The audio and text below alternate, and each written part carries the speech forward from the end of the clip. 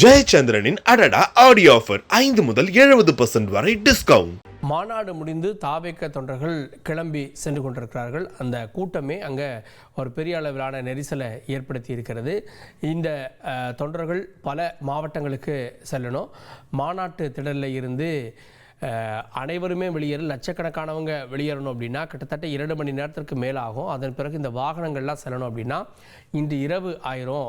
நாளைய தினம்தான் இந்த பகுதியில் போக்குவரத்து சீரடையும் அப்படின்னு தெரிகிறது. இந்த மாநாட்டுக்கான ஏற்பாடுகள் 1 மாதமாக நடந்து வருகிறது.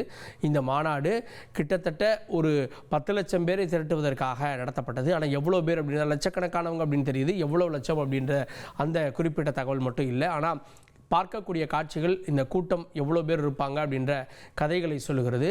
இதை தாண்டி விஜய் அவர்களுடைய ஸ்பீச் அப்படின்றது தேர்தலில், தமிழக தேர்தலில் எந்த அளவுக்கு தாக்கத்தை ஏற்படுத்தும். வீடுகளுக்கெல்லாம் சென்று தான் நான் கட்சி ஆரம்பித்தேன், மக்களுடைய இல்லங்களுக்கு அப்படின்றாரு. இன்னும் மக்களோடு பேச போகிறேன் அப்படின்றாரு. மக்களை சந்தித்து மனம் விட்டு பேச போகிறேன் அப்படின்றாரு. இன்னும் என்னென்ன குற்றச்சாட்டுகளை அரசியல் அரங்கத்தில் விஜய் முன்வைக்க போகிறாரு அப்படின்ற கேள்வி ஏற்பட்டிருக்கு. இன்னொன்று 234 தொகுதிகளிலும் விஜய் அப்படின்னு நினைங்க அப்படின்றாரு. வேட்பாளர் பட்டியலை வெளியிட போகிறேன் அப்படின்னு அவர் திடீர்னு ஒரு சர்ப்ரைஸ் ஷாக் கொடுக்க, மதுரையினுடைய கிழக்கில் விஜய், மேற்கில் விஜய் அப்படின்னு எல்லா இடங்களிலும் விஜய் நிற்பதாக அதிமுக பாணியில் எல்லா இடங்களிலும் அதிமுகவுடைய அன்றைய பொதுச் செயலாளர் ஜெயலலிதா நிற்பதாக நினைத்து வாக்களிங்கள்னு கேட்பார். அதே போன்ற ஒரு பாணி அங்கே தென்பட்டதை பார்க்க வேண்டியிருக்கிறது. அதிமுகவை இன்னைக்கு எப்படி இருக்குது அப்படின்னு மேம்போக்காக விமர்சிக்கிறார். ஆனால் திமுகவை பாஜகவோடு உறவில் இருக்கிறார்கள் அப்படின்னு கடுமையாக விமர்சிக்கிறார்.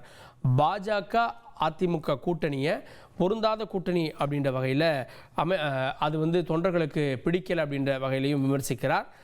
3 கட்சிகளையும் விமர்சித்திருக்கிறார். ஆனால் அதிமுகவை ஒரு சாஃப்ட் டோன் இருக்கிறது, ஆனால் விமர்சனம் செய்திருக்கிறார் அப்படின்றத பார்க்க வேண்டியிருக்கிறது.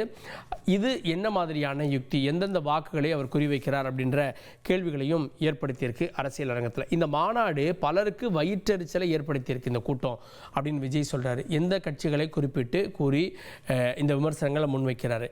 மாநாட்டுக்கு பிறகு விஜயனுடைய அரசியல், குறிப்பாக ஒவ்வொரு மாவட்டமாக அவர் சுற்றுப்பயணம் போக போகிறாரு அப்படின்றாங்க. அவ்வாறாக அவர் போனார் அப்படின்னா எந்த அளவுக்கு எழுச்சி இருக்கோ, இதே மாதிரி எழுச்சி மற்ற மாவட்டங்களில் இருக்குமா அப்படின்ற கேள்வி இருக்கிறது. ஏன்னா ஏற்கனவே அதிமுக பொதுச் செயலாளர் மாவட்டங்கள் தோறும், சட்டமன்ற தொகுதிகள் தோறும் சுற்றுப்பயணம் செய்து கொண்டிருக்கக்கூடிய சூழலில் விஜய் அவர்கள் இந்த மாதிரி போனார் அப்படின்னா தமிழக அரசியல் தேர்தல் களம் இன்னும் மிக விரைவாக சூடுபிடித்துவிடும். அந்த சூடு அப்படின்றது தேர்தலை நோக்கி மற்ற கட்சிகளும் வர்றதற்கு இன்னும் விரைவாகவே நகர்த்துவதற்கான வாய்ப்புகளை ஏற்படுத்திடும். ஏற்கனவே நாம் தமிழர் தங்களுடைய வேட்பாளர்கள் சிலரை அறிவிச்சிட்டாங்க. அதிமுக களத்தில் நேரடியாக இப்போது பிரச்சாரத்தில் ஈடுபட்டிருக்காங்க. விஜய் அவர்கள் நேரடியாக பிரச்சாரத்திற்கு வந்தார் அப்படின்னா அடுத்தது திமுக கூட்டணி பிரச்சாரத்திற்கு வந்தது அப்படின்னா தேர்தல் ரேஸ் தொடங்கிவிடும். மிக விரைவாகவே அடுத்த மாதம் கூட இந்த ரேஸ் தொடங்குவதற்கான வாய்ப்புகள் இருக்கிறது.